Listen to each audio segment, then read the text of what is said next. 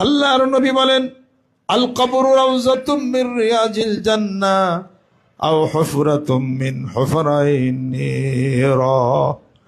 কারো কারো কবর হবে বেহেশতের একটা বাগান, কারো কারো কবর হবে জাহান্নামের আগুনের একটা টুকরা। এইভাবে করে চলবে। এর পরে কেউ না কেউ একবারেই জাহান্নামে চিরকাল থাকবে, খালিদিনা ফিহা, জাহান্নামে চিরকাল থাকবে।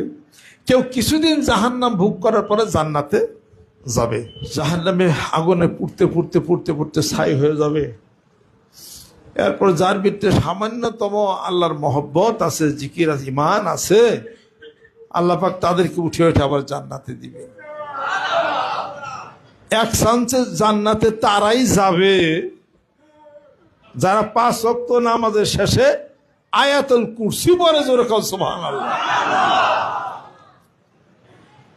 এখন আয়াতুল কুরসি পড়া যাবে এবং মৃত্যুটা তার এত সহজ হবে।